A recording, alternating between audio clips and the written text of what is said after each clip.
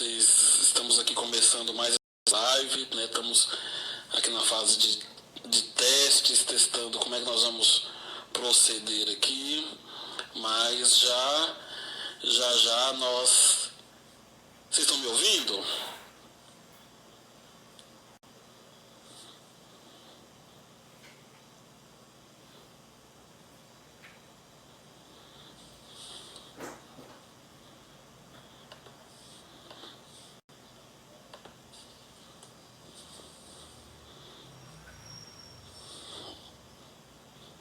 Ótimo, deixa eu só achar aqui pra gente poder... Aqui, achei.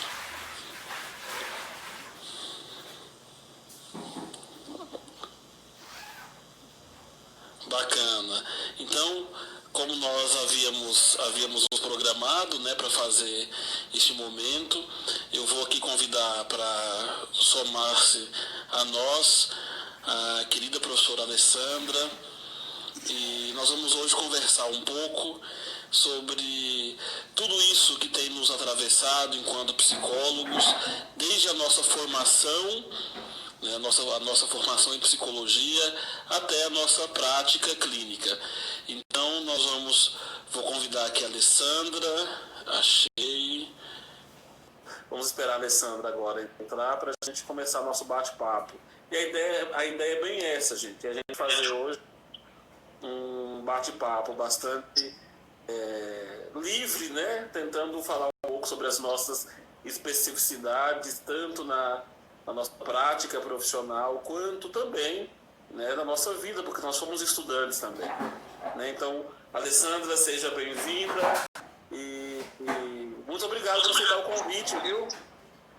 Prazer é meu estar sempre com você. Eu gosto de bater papo contigo.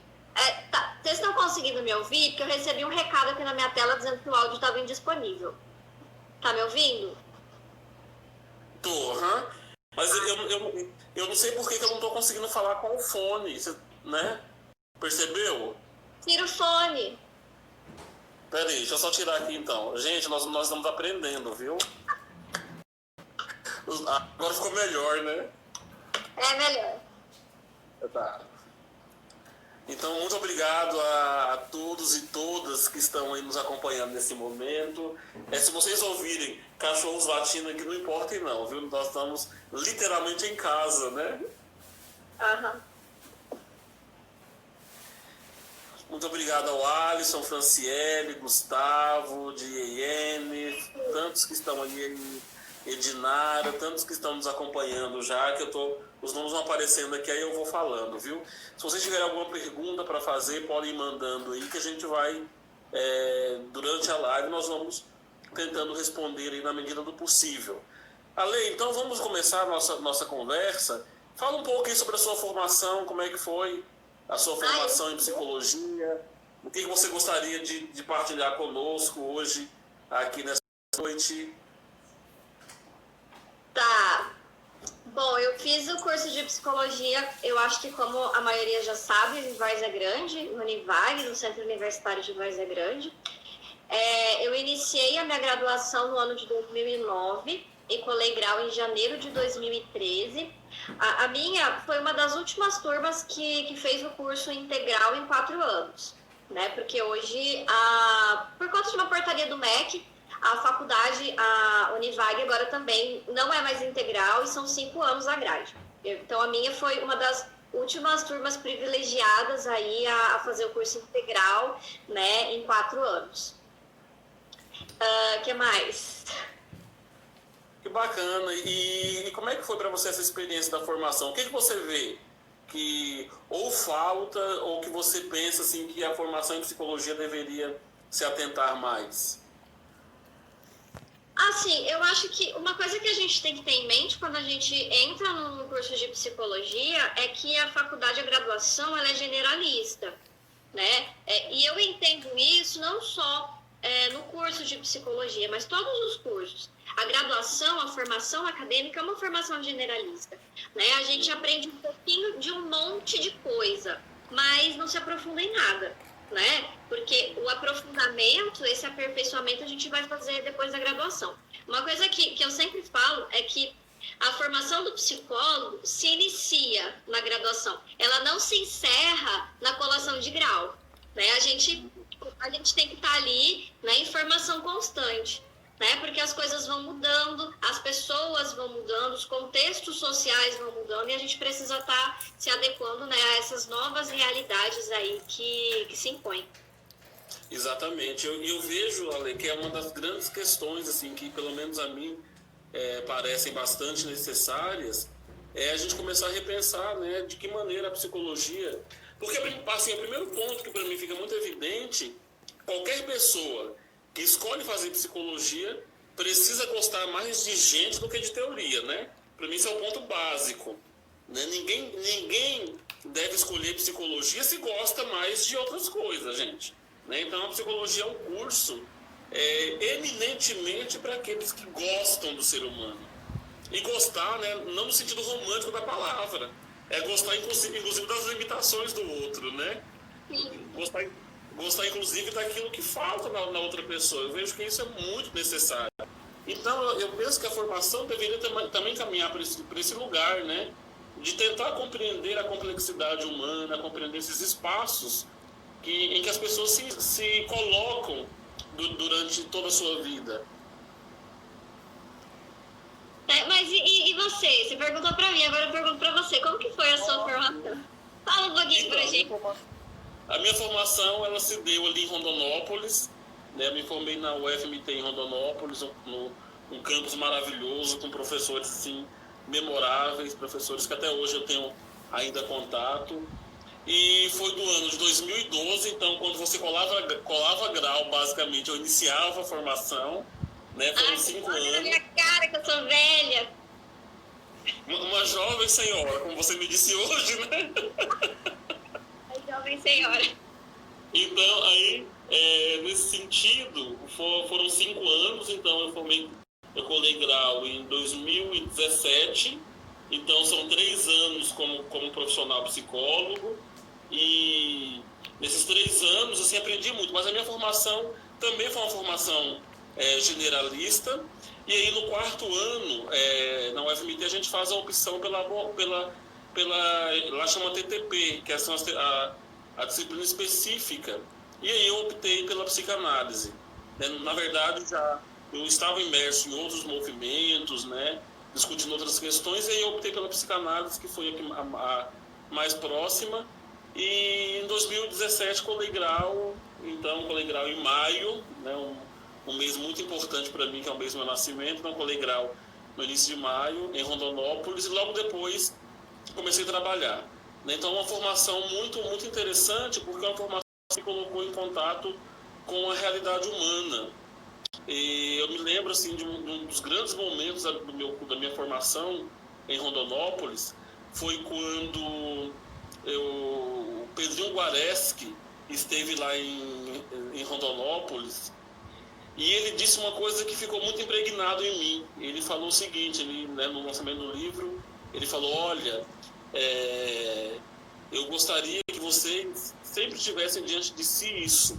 O bom psicólogo, a boa psicóloga, é aquele que se coloca diante do grande mistério da vida. O que é o homem? Né? Então, eu lembro isso até hoje, isso ainda ecoa um pouco em mim, sabe? Essa grande missão que a psicologia tem de responder à grande pergunta humana. Essa pergunta: o que é o homem? O que é a mulher? O que somos nós? Né? Então, isso eu acho muito profundo. Então, a minha formação, basicamente, ela se deu, e aí eu preciso, obviamente, acho que, assim como você, todos que nos acompanham, né? O Gustavo, a Lu, a Silene, minha grande amiga de anos. Nós temos quase 20 anos de amizade, gente. Imagina, quase 20 anos já. Já ficamos de maior idade na amizade. Né? A Bia, tantos que estão nos acompanhando agora. Então, assim, pensar que o quanto as nossas famílias também tiveram participação, né, Ali? Eu acho que boa parte do nós contou muito com o apoio da família. Eu, por exemplo, eu me formei graças à minha família, que conseguiu me apoiar. Mas, também, né? Até falando em família, mandar um beijo pra minha tia, que ela tá online, ela tá vendo a gente. Beijo, nega. Nessa questão de família, eu acho que eu nunca falei isso pro meu irmão, mas eu sou muito grata a ele, porque se eu estou cursando psicologia, aliás, cursando não, né, eu já se hoje eu sou formada em psicologia, olha o WhatsApp, foi porque, em partes, ele contribuiu muito para isso, porque assim, antes de eu começar a fazer psicologia, eu estudava na Unic, eu fiz meio semestre de contábeis, de ciências contábeis, porque a minha mãe ela não queria deixar eu... Você fazia contábeis? Não sabia disso. Novidade pra mim. Eu odiava, nossa, era treva. Pior experiência da minha vida. É verdade, a pior experiência da minha vida. Enquanto estudante. Enfim, minha mãe não queria deixar eu estudar fora. Pelos motivos dela, né? Também tinha preocupação, né? Porque Univag é uma faculdade particular. Eu tentei passar no FMT, não consegui. E contáveis, Gustavo. E aí o meu irmão teve uma conversa lá com meu pai e com a minha mãe. Eu fiquei sabendo disso bem depois. E a partir dessa conversa ele convenceu os meus pais a deixar eu ir embora estudar. Porque eu falei pra minha mãe, certa vez, desistir. Cara, eu nem falei pra ela que eu tinha largado contábil. Ela foi viajar pro Paraná por conta de uns problemas familiares. O tio meu tinha sofrido um acidente, estava na UTI e tal. E ela foi viajar pra lá. E aí, nessa ausência dela, eu aproveitei pra abandonar contábeis. E aí, contar pra ela... Olha só! Confissões de Alessandra. Confissões de Alessandra, né? Agora, vou marcar a hora. Que horas que é agora? Enfim, não sei qual que é o horário agora. E aí, eu tive coragem, né? Contei pra ela que eu tinha desistido do curso e que eu não ia estudar outra coisa que não fosse psicologia. Então, eu acho que se não fosse essa conversa que meu irmão teve com os meus pais, talvez hoje eu tava lá na turma da Maiara Dallanora, dos meninos lá do 8º semestre. Ai, peraí, que o meu tanque tá vazando água, já volto. Tá. E aí, gente, eu acho que assim, é muito importante a gente pensar que todas essas histórias, né, de alguma maneira, elas estão se cruzando. Elas estão se cruzando. Espera só um instante. E aí, né, todas essas histórias, elas vão se cruzando. Desculpa, viu que a comadre entrou aqui na porta. Elas vão se cruzando para mostrar para nós o quanto que eu acho que a formação em psicologia, ela tem uma história, né? Eu também, eu iria fazer um outro curso, eu já vinha de uma outra formação, e aí eu voltei para Pochorel, porque eu morei em Campo Grande durante um tempo, e trabalhava na prefeitura. E aí, eu estava fazendo uma palestra, eu ia fazer direito ou letras, eu estava na dúvida ainda de qual caminho seguir.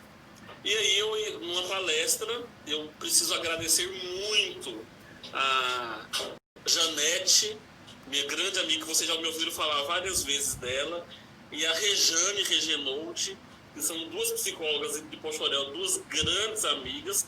E aí, na hora do intervalo da palestra, elas chegaram para mim e falaram assim, mas por que você não faz psicologia? Isso em 2010, junho de 2010, mais ou menos. E em março de 2012 eu iniciei psicologia. Então, assim, eu falo para elas que elas têm uma importância muito grande na minha escolha profissional. Isso foi depois de você sair do seminário? Isso. Depois que eu saí do seminário, voltei para Pochorel, né, para morar com minha mãe. E aí, saí de Pochorel, fui para Rondonópolis. E em março de 2012 iniciei o curso e morei durante um tempo com meu pai, né? Eu quase não falo do meu pai, gente, mas meu pai ele mora em Rondonópolis, viu? Meu pai é um jovem, 49 anos, é super jovem. Jovem mesmo. Ele mora lá.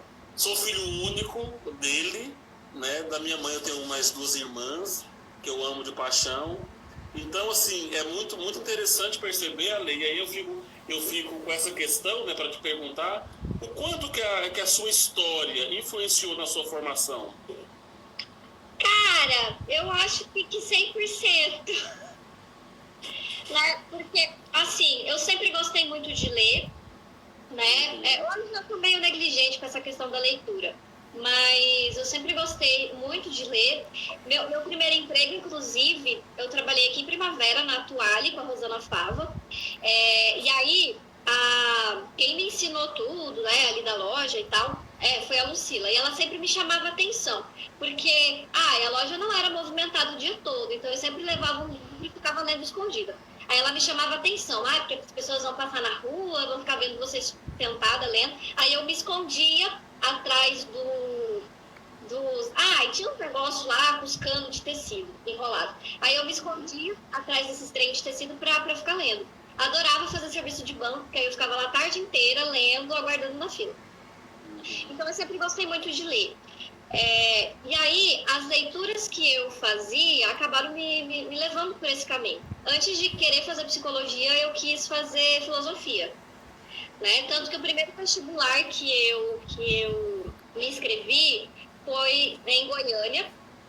E aí, minha primeira opção de curso foi filosofia. Não fechou turma. E aí eu fui classificada em 7º lugar para psicologia. Mas daí minha mãe não deixou eu ir embora estudar. E aí, assim, as leituras que eu fazia na época me levaram muito, assim, para essa vertente da filosofia, da psicologia. Eu lembro que um dos livros que eu mais gostei de ler na minha vida, que eu pensei, putz, é isso que eu quero ser filósofa, é O Mundo de Sofia.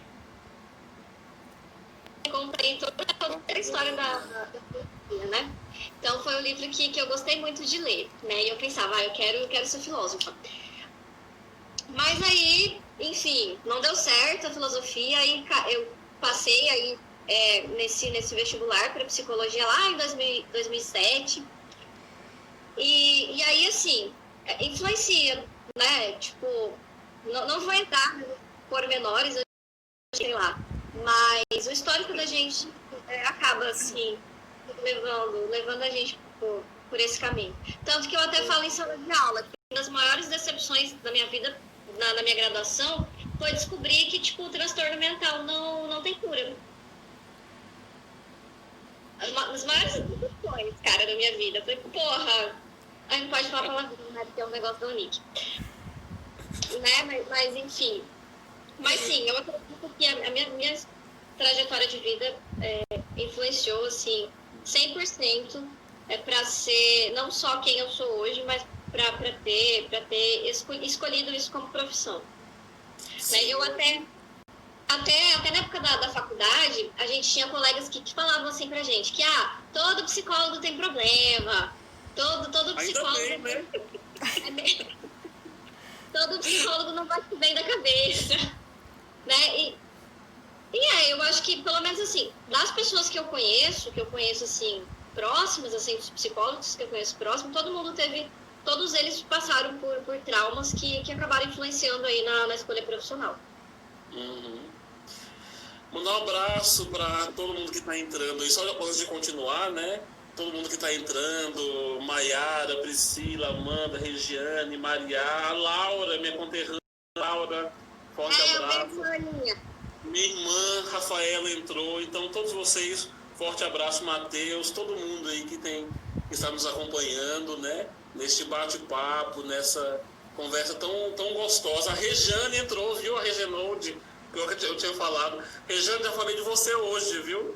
Que você foi a grande responsável, junto com Janete, para eu escolher esse caminho. Também te amo, minha amiga, muito, viu? Então, Ali, pensando nesse sentido da nossa história e da formação, como é que você observa hoje essa formação em psicologia? Né? O que você, enquanto também professora, né? E aí eu lembro do Christian Dunker falando de maneira assim, bastante até sarcástica, ele fala que nós viramos psicólogos e professores para corrigir o que fizeram conosco, né? Então, assim, eu acho muito interessante ele falar isso. Para corrigir o que fizeram conosco. E aí até pega o gancho. Eu acho que eu não virei professora para corrigir o que fizeram comigo. Eu discordo. Eu acho que eu virei professora para reproduzir o que fizeram comigo, sabe? Porque eu tenho orgulho de dizer que eu tive ótimos professores, eu tive ótimos mestres, né? Assim, vou levar para sempre comigo alguns professores. Por exemplo, a Aveline, o Leonardo, a Rita, que foram professores assim, que, cara, eles eram, sabe, fora da caixa, fora sabe, de todos os padrões. Eles ensinaram a gente a pensar criticamente, a pensar numa psicologia, não só social, mas de um viés crítico, sabe? Porque a gente tem, não sei se eu vou ser feliz aqui na minha expressão, mas a gente tem o poder de auxiliar o outro a buscar ferramentas para mudar a sua realidade. Sim, exatamente. Então eu vejo muito por esse caminho também, sabe? De o quanto que a psicologia, e aí eu vejo a importância da formação. E nesse sentido, Ale, me parece que a formação assim, ela deveria começar, né, em alguns currículos já estão presentes isso, a contemporaneidade no sentido dos movimentos feministas, dos movimentos negros, dos movimentos LGBTQIA, né? Então, assim, existe muita coisa acontecendo e a minha preocupação é que a psicologia ela comece a ficar um pouco de lado, né? Eu gosto de dizer muito assim nas aulas que nós não podemos pensar a psicologia como a rainha das ciências, né?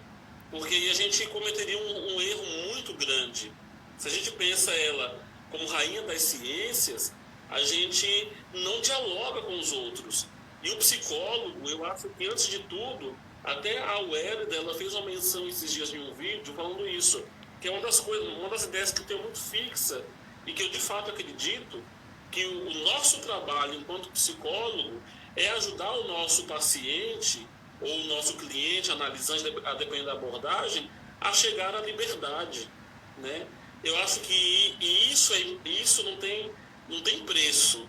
Você conseguir, como você falou, né, com as ferramentas necessárias, ajudar alguém a chegar a um ponto de dizer, bom, eu sou livre, estou sofrendo, tenho sintomas, tenho coisas, mas eu me sinto livre nisso. Então, olha que coisa bonita, né?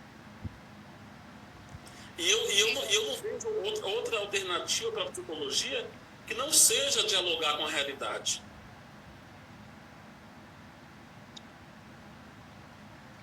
E eu acho que é olhando por esse viés que eu sempre fui apaixonada pela filosofia.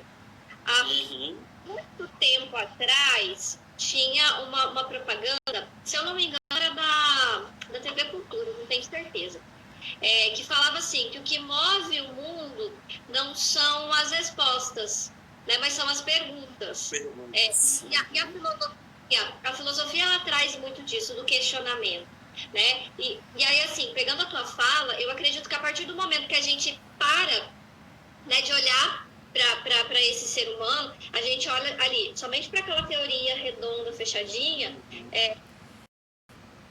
para de fazer pergunta, a gente para de questionar, e aí a gente começa a olhar para o outro com um olhar cristalizado. E aí que eu acho que mora o perigo, porque conheço aí muitos profissionais que infelizmente eles têm esse olhar cristalizado, sabe? Que o que é isso? É não acreditar na mudança, é não acreditar que aquela pessoa ela tem capacidade de desenvolver autonomia, que ela tem capacidade de transformar a sua realidade ali, né? E assim, e a gente tem que tomar muito cuidado para não desenvolver esse olhar cristalizado, porque quando a gente anula todo o nosso trabalho, né? Exatamente isso. A gente utiliza, né, o ser psicólogo, o fazer psicologia. Exatamente. E aí eu vejo, né, que é exatamente essa grande questão. O psicólogo ele se faz cotidianamente. Né? A nossa formação começa na faculdade.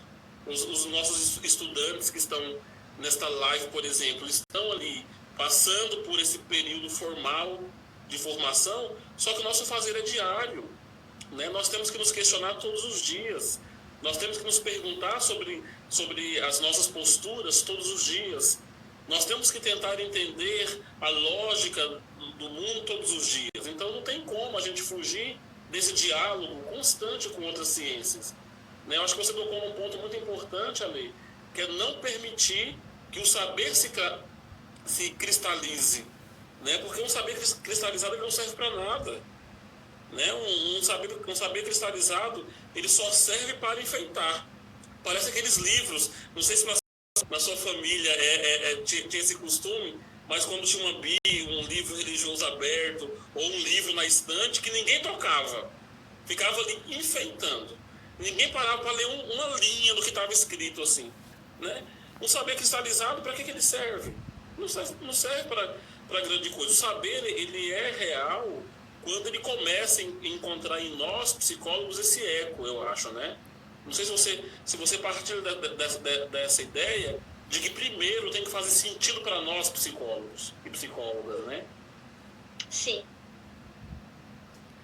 Primeiro tem que fazer sentido para a gente. E assim, até o recado que eu deixo para os alunos, porque a partir de um certo momento a gente começa a desenvolver aquela angústia. Ai, Nossa Senhora, que abordagem eu vou escolher? Ai, Nossa Senhora, por onde eu vou ir? Eu vou ir pelo caminho que fazer mais sentido para mim. Exato. Porque a psicologia é isso, a psicologia é um leque, eu falo que é um leque de possibilidades. A gente tem N abordagens dentro de uma mesma ciência, né? A gente tem N fazeres dentro de uma mesma ciência. Então, o que eu vou fazer? O que faz sentido para mim? Né? Há um tempo atrás, né? Não vou nem saber dizer quanto tempo atrás, mas eu ouvi de uma analista que a gente só consegue levar o nosso paciente pelos caminhos que a gente já andou. E a partir daí que vem a questão da importância, né, da análise pessoal, né, ou da psicoterapia pessoal. Porque a gente só consegue, então, conduzir o nosso paciente por aqueles caminhos que já são conhecidos, né, que a gente já conheceu, que a gente já percorreu. Exatamente isso. Por isso que eu costumo dizer, né, em vários locais já disse isso, que aquele livro do Contar do Caligares, Cartas a um Jovem Terapeuta, ele me salvou na faculdade, né? Eu tava soco no estômago também, né? A primeira carta é um soco no estômago. Exatamente. Então, assim, aquele livro... E agora ele lançou uma nova edição com mais 5 cartas. O que eu gosto daquele livro? Quando ele diz o seguinte, ele fala que, olha, eu não recomendo a profissão, lá no caso especificamente de analista, né? Eu não recomendo a profissão de analista, de psicólogo, para quem está tudo bem, obrigado, né? Uma pessoa que está tudo bem, obrigado, ela não pode ser psicólogo, psicóloga. Por quê? E lá no livro ele explica, porque só estando também um pouco bagunçado, um pouco com as suas questões, você consegue se colocar no lugar do outro. Você consegue clinicar, né? Porque a ideia de clinicar é isso, você se inclinar sobre o problema do outro e voltar para a sua posição depois. Mas se você está tudo bem, obrigado, você não vai conseguir fazer esse movimento, né? Então eu vejo que é muito necessário que a nossa formação em psicologia, ela comece também a questionar esses papéis, esses padrões que são estabelecidos de um psicólogo que não deseja, de um psicólogo que não se irrita, de um psicólogo, de uma psicóloga que não consegue, que não tem raiva, né, que não sofre de amor, que não vai lá às vezes sentar com os amigos para chorar as mágoas. Temos que questionar. E você sabe, Ali, que eu estava me preparando aqui para a live e ficava pensando isso. Eu falei, cara, a gente às vezes fala assim, não, eu vou pôr uma camisa social para aparecer na live, né, e tal. Aí eu fiquei pensando, eu falei, mas quem que usa camisa social em casa? Né, verdade, eu tô imaginando. Né? Nós hoje conversando durante o dia. eu tava lá secando meu cabelo, aí eu tava pensando, cara, será que eu passo assim uma maquiagemzinha pra ficar mais bonita? Eu pensei, eu não vou maquiada nem pra dar aula. Então, mas enfim, Você entende? Então, assim, eu acho que nós temos que começar a problematizar esses lugares do psicólogo muito bem, obrigado, não. Não é esse lugar o nosso lugar. O nosso lugar não é o lugar do bem-estar. Eu acho que o nosso lugar é justamente o lugar do desamparo. Verdade. Deixar eu só... Até porque eu queria responder um comentário aqui da Rosana, mas eu vou perder o gancho agora da tua fala, então depois eu respondo o comentário dela. Até porque, se a gente for pegar lá a história da psicologia, tem um livro, deixa eu só colar aqui o nome do livro que eu esqueci, A Construção do Eu na Modernidade, deixa eu ver aqui escrito, Pedro Luiz Ribeiro Santi. Ele traz as duas pré-condições para o surgimento da psicologia. A primeira condição, quem está aí assistindo, alunos nossos que tiveram história da psicologia comigo e psicologia ciência, vão saber do que eu estou falando. As duas pré-condições. Primeiro, o conceito de subjetividade privada, né?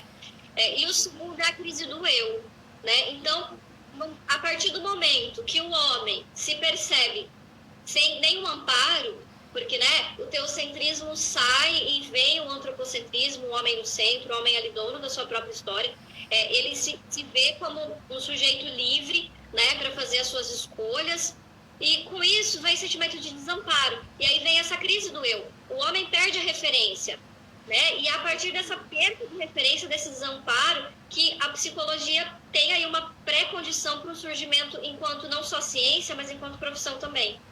Né? E aí é isso que você fala. O lugar do psicólogo é esse lugar de desamparo, né? Esse lugar de perda de referência. Exatamente. Assim, e eu vejo, né, a Maiara falou que é Rosana, a Maria tá falando, então tá de boa surtar, tá de boa, Maria. Surtar. Né? Vários comentários estão chegando para nós aí, então... Deixa eu responder o comentário da Rosana, porque ela falou que soco no estômago é bom. A minha irmã falou, então, integrar a saúde física e mental. Isso mesmo, Rafa, integrar a saúde.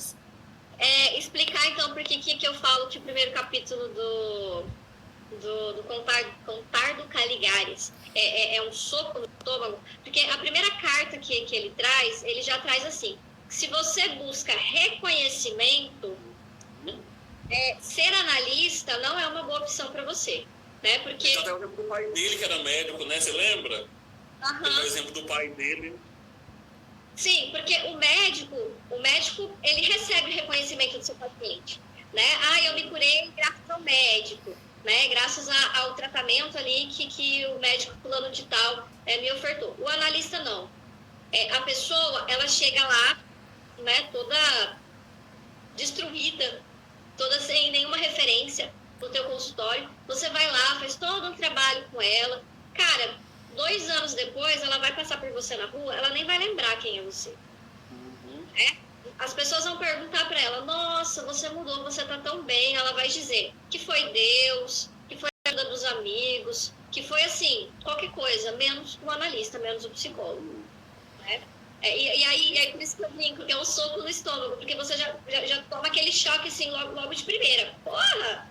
Né? Então, assim, eu não devo esperar reconhecimento. E realmente, na prática clínica, é muito comum isso acontecer. Enquanto o paciente está ali contigo, ele até dá algumas devolutivas, ele até reconhece o trabalho que vocês estão fazendo ali dentro do contexto clínico. Acabou, recebeu alta, ele vai passar na rua, na maioria das vezes ele nem vai te reconhecer. E o Leonardo Caligares diz no livro, que bom que seja assim, né? Porque senão o trabalho acabou, né? Acabou. Sim. O trabalho. Né? Por isso que eu gosto sempre de dizer, né, que quem escolhe a psicologia, e eu estou vendo aqui vários dos nossos estudantes, das nossas estudantes, o professor Gustavo, o Alisson, todo mundo aí, né, quando nós escolhemos uma profissão como essa, nós escolhemos a solidão, gente. É a profissão, pelo menos a meu ver, a profissão mais solitária que existe. Porque, primeira coisa, que nós acolhemos o que ninguém quer. Porque se você chega a um médico, a um clínico geral, ele vai localizar o lugar da dor e vai medicar e tchau, acabou. Nós não. Nós, essa dor, ela não é só uma dor, eu tô com ansiedade, tô com, sei lá, uma dor no peito. Não, para nós não é só isso. Existe um discurso por trás, né? Existe essa dor que nós temos que acolher. E nós, psicólogos, psicólogas, nós acolhemos a dor do outro. Nós trabalhamos com o que ninguém quer, gente. Nós trabalhamos com o que a ciência não quer. A ciência não quer saber de dor. Tanto é que tem remédio cada dia mais potente para todas as coisas. Tô triste, tome esse remédio. Tô feliz demais, tome esse remédio. Tô sem sono, tome esse remédio. Tô dormindo muito, tome esse remédio. Então, ninguém quer se haver com a dor do sujeito. Né? Nós não, nós acolhemos isso. E é importante que a gente pense a nossa formação como esse lugar da solidão. Né? É um lugar muito solitário, porque você encerra o seu dia, na clínica, por exemplo, nós encerramos nosso dia e pronto. Não tem com quem conversar sobre isso. A gente não... Você tá na mesa do bar e fala, Alessandra do céu, você sabe o que fulano me falou? Não posso fazer isso. Tem isso, né? A gente não tem nem esse reconforto, né? De chegar em casa e despejar, né, para a família, para o parceiro, como foi tenso aquele caso que eu atendi. Por isso, Ale, que eu vejo que a nossa formação em psicologia, né, os nossos cursos, e na Unic, inclusive, deveríamos trabalhar isso, sabe? Trabalhar este ponto que é exatamente o ponto de ter que lidar com a frustração, de ter que lidar com a solidão e de ter que lidar com o desamparo, sabe? São 3 coisas que vão nos acompanhar.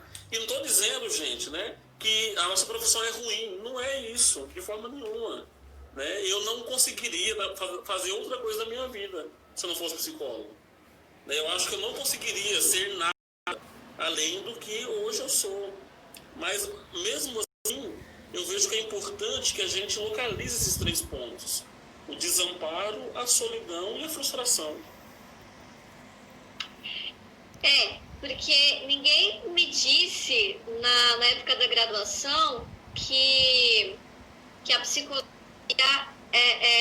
que o profissional psicólogo seria tão desvalorizado, né? Porque pelo menos assim, parte da minha frustração se vem disso, desse lugar que é muito comum a gente ouvir falar, que o psicólogo é muito importante por causa disso e daquilo. Mas na prática, sim, a gente não tem políticas, a gente tem políticas públicas, mas não uma política pública que abranja, né, todos os contextos necessários. Exatamente. A gente sabe, ainda reconhecimento ainda está muito no discurso, não está ali. Exatamente. E aí eu até faço, né, uma menção, e só antes de falar isso, a Michele que entrou, minha mãe mandou boa noite, mãe, boa noite para a senhora, viu? Boa noite, mãe de Rodolfo. Oneide é o nome dela. Eu vi que a Vanessa entrou. Vanessa, eu tô morrendo de saudade de você, beijo. Verdade, Mayara, né? Psicologia não dá dinheiro, ela tá falando aqui, algumas pessoas dizem isso. E até porque não é o nosso grande objetivo, né? Nosso grande objetivo é devolver às pessoas a sua liberdade da existência. Eu vejo que a grande missão da psicologia é devolver ao outro essa possibilidade dele ser, né? Independente do que isso signifique. E por isso que eu ia falar que eu chamo Lacan nesse momento, porque o Lacan diz que nós nos relacionamos não com o fato real, é com o discurso, né? É sempre essa palavra que atravessa, é sempre esse discurso que atravessa, é sempre essa coisa que nos distancia um pouquinho, né? Então, por exemplo, quando um paciente ele começa a melhorar, a gente percebe claramente no discurso dele, né? O discurso dele é um discurso que vai, primeiro, colocando ele na vida e distanciando ele da gente. E eu, pelo menos, fico muito feliz quando eu vivenciei esse momento, de perceber que ele consegue agora, está conseguindo ir, ele está indo, está caminhando sozinho. Então, assim, nós temos que ter clareza de que a relação humana E não só para os psicólogos, eu acho que é importante que todos nós, humanos, pensemos isso. A nossa relação é sempre uma relação com o discurso. Com o discurso. É sempre uma relação com aquilo que foi dito. Então, quando a gente pensa, por exemplo, quem é de fora, eu sou de fora de Primavera, ali também, né, Ale? Você vem de fora de Primavera, né? Você nasceu aqui? Não, eu nasci no Paraná, mas eu cresci em Primavera, então eu sou primaveraense de criação. Uhum. Então, assim, para nós que somos de fora, Primavera é uma metrópole. Né? Eu sou de Poxoréu, que é uma cidade com 17 mil habitantes, Primavera é uma cidade grande. Mas para quem mora em Cuiabá, Primavera é interior. Primavera é interior. Né? Então, assim, e a gente ouve tantos discursos a respeito, tanta coisa a respeito, que aí a gente percebe que boa parte da nossa formação, ela não é atravessada pela realidade, ela é atravessada por um discurso. Né? Esse discurso que o tempo todo está perpassando. Né? A Regiane está falando isso também. Oi? Você travou e eu não entendi nada do que você falou. Ah, eu travei? Então eu estava dizendo assim que o nosso discurso, a nossa prática, ela é sempre atravessada por um discurso. Nós, gente, nós somos fruto de um discurso. Antes de sermos quem nós somos produzidos na palavra de alguém. Todo mundo aqui nessa sala tem um nome e um sobrenome. O que é isso, não um discurso? A Alessandra Chaves da Silva. Então, ela tem um nome e tem a que ela pertence. O Wallace Rodolfo Pereira da Silva. Então, olha a presença do discurso. Né? É um discurso que nos adoece, mas ao mesmo tempo, e aí está a beleza da psicologia, é no próprio discurso que a gente se cura. E falando nisso, Rodolfo, conta pra gente aí, por que a psicanálise? Como que você chegou aí na psicanálise? Ou como ela chegou até você? Boa questão, né? Bom, vocês já perceberam que eu sou apaixonado pela psicanálise, né? Mas não foi assim sempre. Então, quando eu entrei na faculdade, a minha ideia era o existencialismo. Eu gostava muito da ciência existencial, né? Eu gostava muito de pensar... mais? Não gosto sim, mas assim, hoje em dia não mais como prática clínica, né? Na época eu achava que seria o caminho que eu iria trilhar na prática clínica. E aí, no primeiro ano do curso, eu tive uma professora maravilhosa chamada Mayla Chaveiro, né? Uma professora behaviorista radical, e aí eu me encantei com Skinner. Obviamente. Sério? Me encantei. Foi mal. Li tudo que eu podia do Skinner, Li tudo que eu podia do Skinner no primeiro, no segundo ano. Trocava altas ideias com a professora Mayla. Bom, deixa eu só te cortar aqui para contar uma coisa. Tá. Enquanto você teve uma professora que fez você se apaixonar por Skinner, eu tive uma professora que me fez odiar. Porque ela chegava na sala de aula, ela era analista do comportamento. Aí ela falava, tudo é comportamento. Até sentimentos são comportamento. Tudo é comportamento. E eu, cara, a gente vai resumir. Pra mim, o jeito que ela levava isso em sala de aula era como se a gente reduzisse o ser humano no comportamento. No comportamento, né? Aí, tipo, já excluí essa abordagem da minha vida. Mas prossiga. O Gustavo tá falando aqui, isso que não vai puxar seu pé, Ale. Mayara, realmente, o essencialismo é um ensino fundamental. A Rosana tá falando inacreditável. Mas foi, gente, eu era encantado com análise de comportamento. Pois bem, e aí eu tive aula com uma professora chamada Noemi Bandeira. Né? A professora Noemi, ela é uma mulher incrível, uma psicanalista, assim. Quando aquela mulher entrou na sala e deu aquela aula, substituindo o professor Bart até. O Bart foi meu primeiro supervisor na clínica. Eu me encantei. Eu falei, bom, é isso que eu quero fazer da minha vida. E aí eu comecei a perceber que a psicanálise, ela tinha um olhar que me interessava muito, que era compreender o ser humano na sua complexidade, sem querer adequar, sem querer regular, sem querer dizer o que era certo e o que era errado, sem querer dizer que deve ser assim ou assado. E eu comecei a ver que tinha liberdade ali. E essa liberdade começou a me chamar a atenção. E quando eu percebi, já estava eu enredado na psicanálise. Aí escolhi meu primeiro estágio, né, a primeira experiência clínica com a psicanálise foi com crianças que estavam na raia da psicose, né, com autistas. E comecei com o professor Bart, e aí na prática diária eu fui percebendo o quanto que a psicanálise ela garante ao ser humano algo que é da ordem, assim, para mim, que é da ordem do inegociável, que é a liberdade. Né? Você tem direito de ser livre. Você deve ser livre. E você deve, inclusive, ter condições de pagar o preço por isso. Porque é outra coisa, Lê. Não sei se você tem essa impressão, mas eu, enquanto psicanalista, hoje atuo na clínica, né, já há 3 anos, eu atuo na clínica psicanalítica, mas assim, uma das coisas que eu vejo que não é qualquer liberdade, é uma liberdade que tem um preço. Né? A psicanálise não garante uma... Tem até um romance psicanalítico que eu acho fantástico, gente, que diz assim, nunca lhe prometi um jardim de flores. É a psicanálise. Esse romance, ele assim, ele faz com que a psicanálise seja, de fato, ela não te promete um jardim de flores, você tem que pagar um preço. Você paga um preço para ser psicanalista. Você paga um preço para que as pessoas podem mudar, né? Uhum. Você tem que bancar o seu desejo, né? E você, como é que você chegou na psicanálise? Cara, então, eu também fui influenciada por professores. Só que o que acontece? Eu era apaixonada por um professor de existencial humanista e era apaixonada por 3 professoras de psicanálise, que é a Rita, a Wanda e a Simone.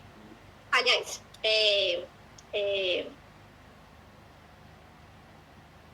Veline. É que é Veline e Simeone. Nossa, deu branco agora, credo, que horror. Oh, nossa, tá cheio dos atos falhos hoje, hein?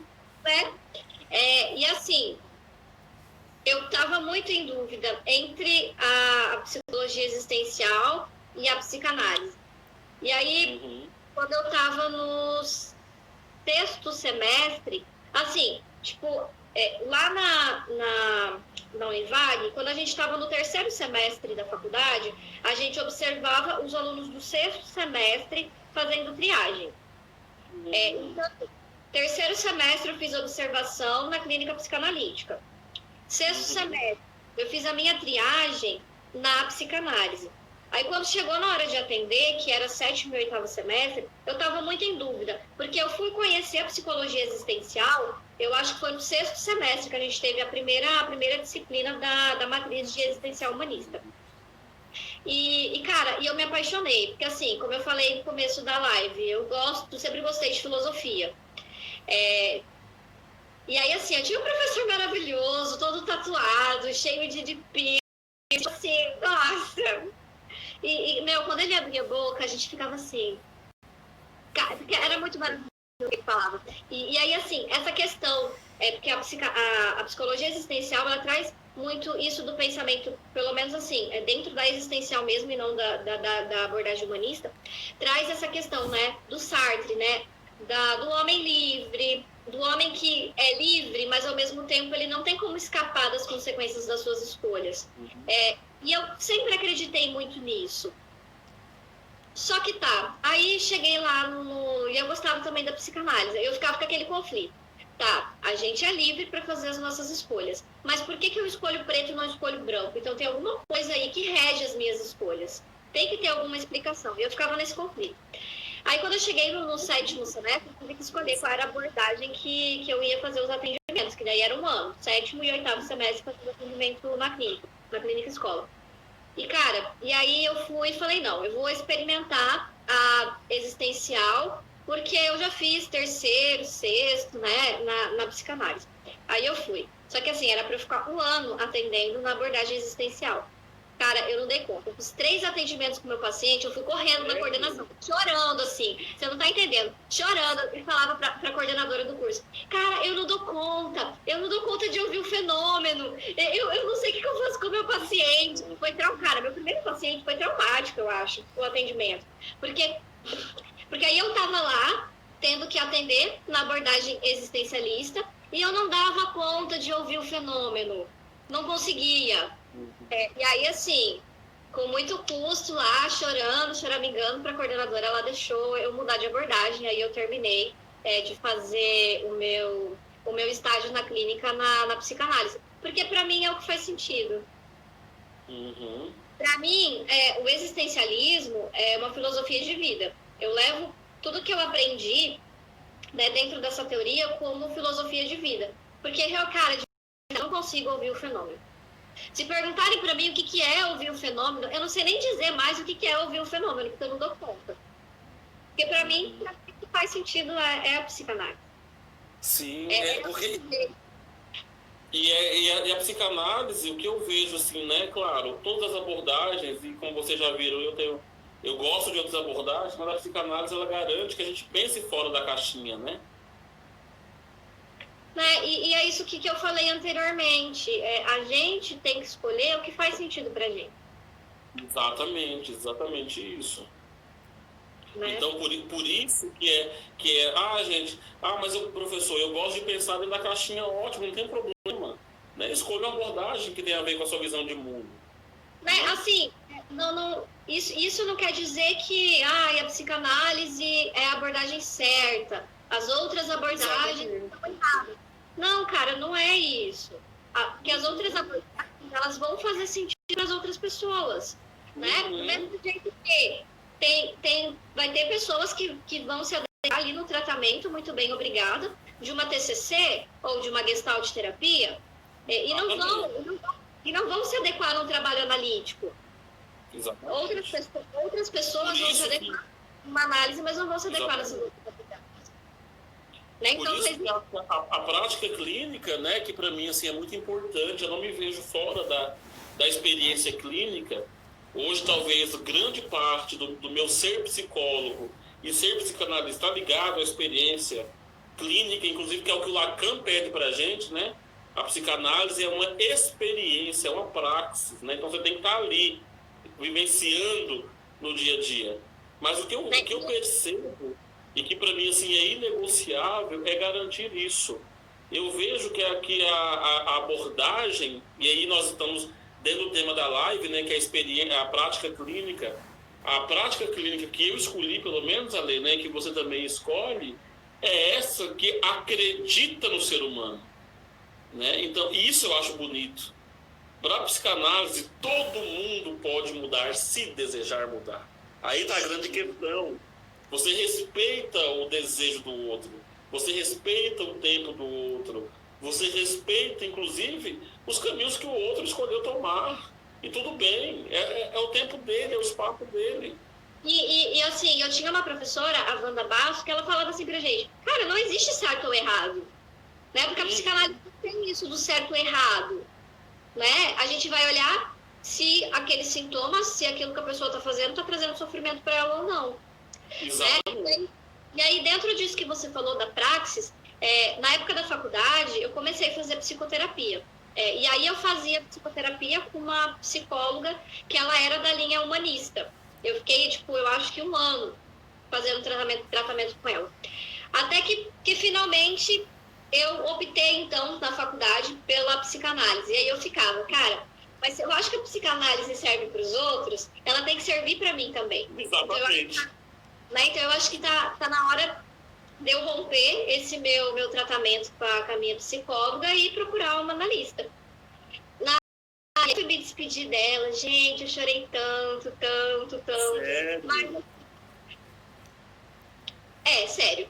Mas é isso. Porque se faz sentido para mim, se eu acho que funciona para os outros, tem que funcionar comigo também. Eu tenho que passar por essa experiência também. Porque aí eu volto numa fala que eu falei, nossa, que redundante.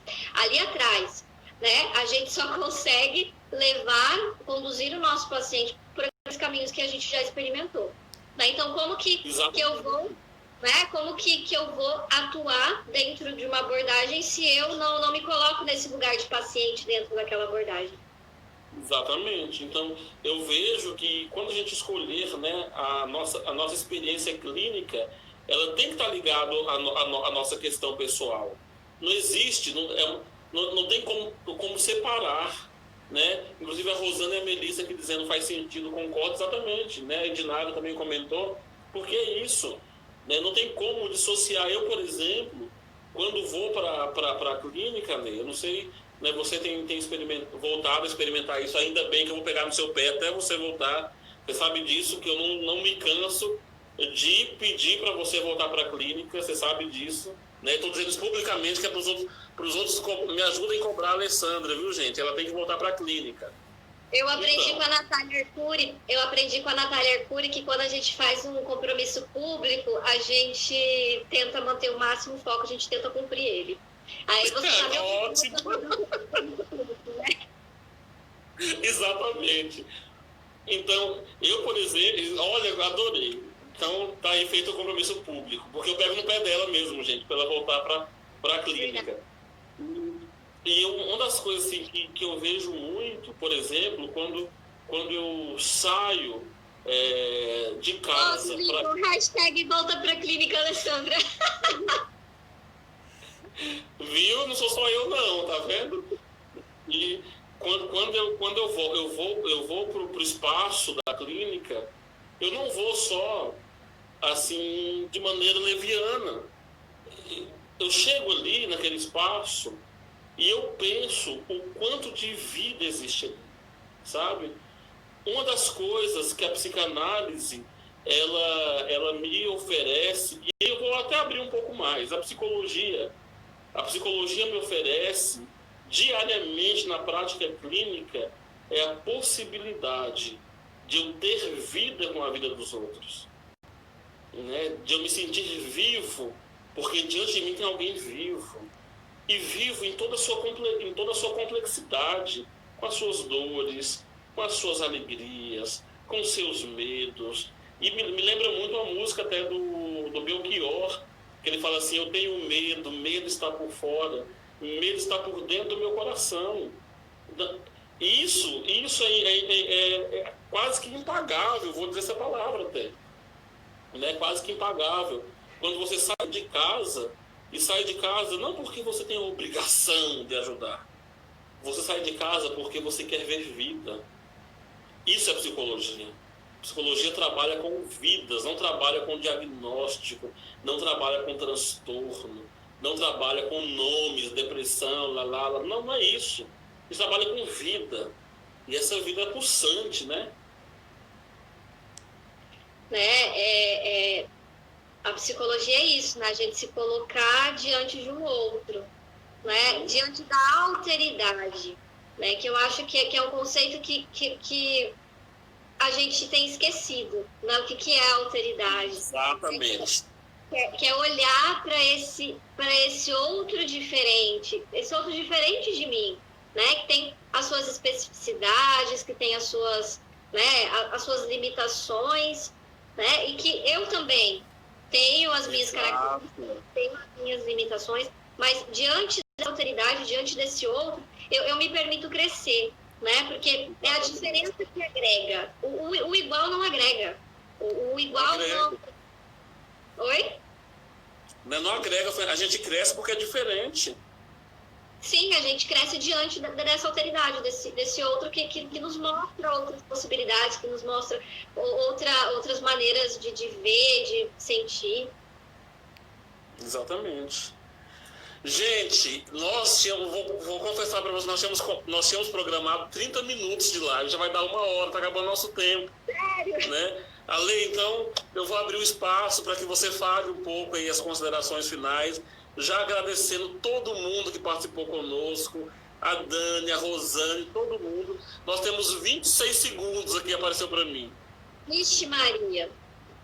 Bom, então, gente, eu só vou dar tchau para vocês, um beijo no coração de vocês. Qualquer coisa, manda perguntas, dúvidas aí pra gente, pra mim e pro Rodolfo, e a gente responde depois. Pode fazer outra live, né, Ale? Né, porque nem deu tempo da gente perguntar se alguém queria perguntar alguma coisa. Acabou, 4, 3. Gente,